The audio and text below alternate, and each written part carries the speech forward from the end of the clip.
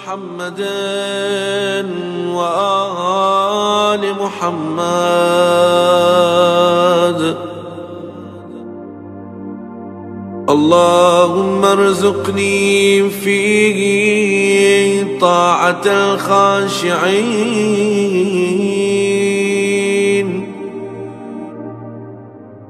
واشرح فيه صدري بإنابة المخبتين بأمانك يا أمان الخائفين.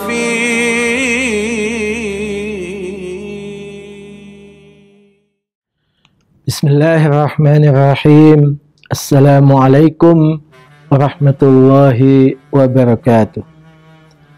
Pada hari yang ke-15 di bulan suci Ramadan, kita berdoa dan memohon kepada Allah Subhanahu wa Ta'ala agar kita diberikan karunia ketaatan mereka yang khusyuk kepada Allah Subhanahu wa Ta'ala.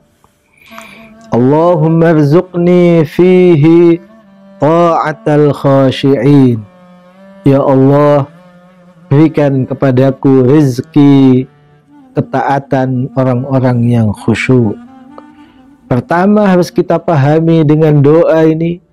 Doa ini mengajarkan kepada kita bahwa yang kita sebut dengan rezeki tidak selamanya adalah yang berupa materi, yang berupa uang, tetapi rezeki adalah lebih luas daripada yang materi. Non materi juga karunia dari Allah, juga rezeki yang perlu kita mohon dari Allah. Dalam doa ini kita diajarkan untuk memohon kepada Allah agar Allah Subhanahu wa Ta'ala memberikan karunia kepada kita kemampuan untuk taat seperti taatnya orang-orang yang khusyuk kepada Allah Subhanahu wa Ta'ala. Khusyuk artinya adalah tunduk kepada Allah Subhanahu wa Ta'ala. Ketaatan yang memang berasal daripada ketundukan kepada Allah Subhanahu wa Ta'ala. Kesadaran untuk tunduk kepada Allah sebagai hambanya. Pada saat yang sama, khusyuk juga berarti hening. Orang-orang yang berada dalam kondisi hening, dia tidak terpengaruh oleh berbagai hingar-bingar dunia. Dia berada dalam keheningan taat kepada Allah Subhanahu wa Ta'ala. Dia berada dalam istiqamah untuk taat kepada Allah Subhanahu wa Ta'ala. Dia berada dalam kesendirian dan kesunyian. Kesendirian dan kesunyian hati, tidak harus kesendirian dan kesunyian fisiknya. Fisiknya bersama dengan yang lain, tapi hatinya hanya terpaut pada Allah Subhanahu wa Ta'ala.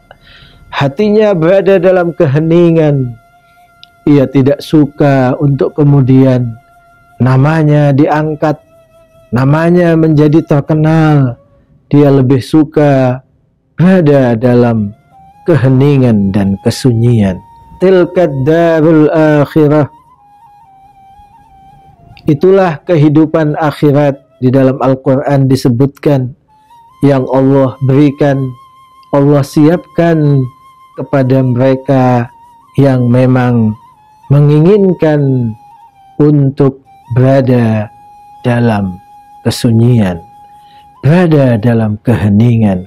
Mereka yang tidak menginginkan namanya diangkat, namanya menjadi terkenal, padahal isinya, dirinya, hakikatnya adalah tidak seperti yang telah tersebar atas keharuman namanya. Lilladzina la yuriduna uluwan fil ardi wala fasada.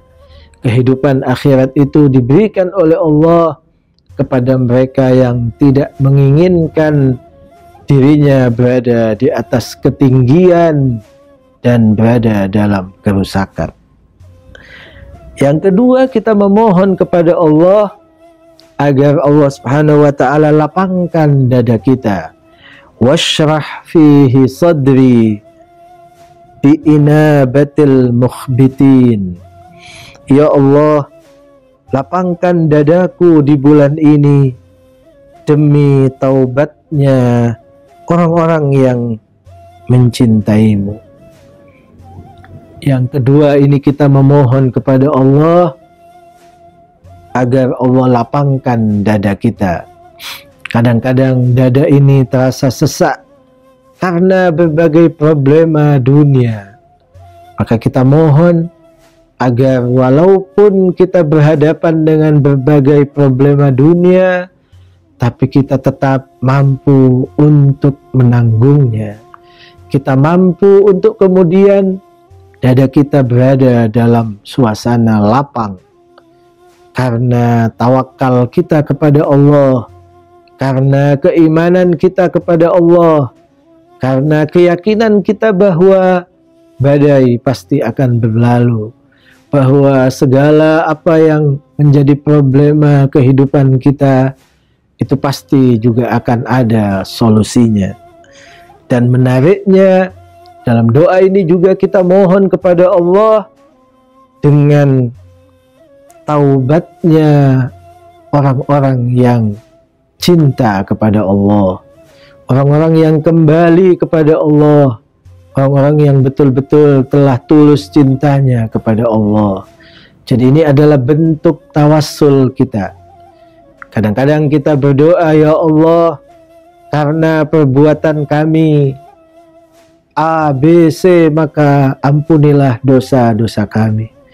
Itu adalah bertawassul dengan perbuatan-perbuatan kita, dengan amalan-amalan kita, dengan ketaatan-ketaatan kita.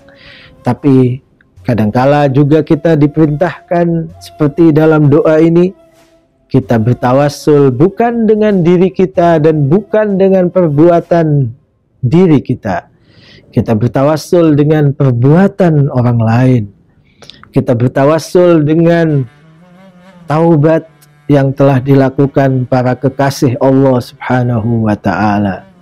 Taubatnya orang-orang yang telah terpaut hatinya dengan Allah Subhanahu wa ta'ala. Taubatnya para wali dan kekasih Allah Subhanahu wa ta'ala. Dan itu sekaligus mengajarkan kepada kita bahwa kita tidak layak dan kita tidak punya sesuatu yang kemudian kita akan banggakan di hadapan Allah walaupun hanya dengan doa.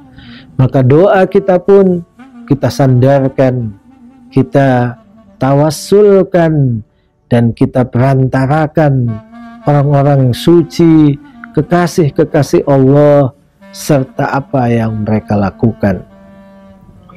Bi amanika ya amanal khaifin. Doa ini ditutup juga dengan sebuah sumpah, demi keamananmu, wahai pemberi aman kepada setiap orang yang takut. Ini juga mengajarkan kepada kita bahwa kalau kita ingin bersandar kepada yang maha pemberi keamanan, maka tiada lain kecuali kita bersandar kepada Allah Subhanahu wa ta'ala.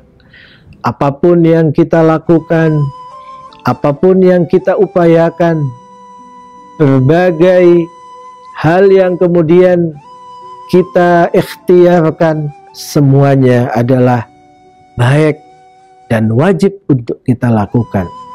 Tidak boleh kemudian kita abai, tidak boleh kemudian kita tidak berikhtiar.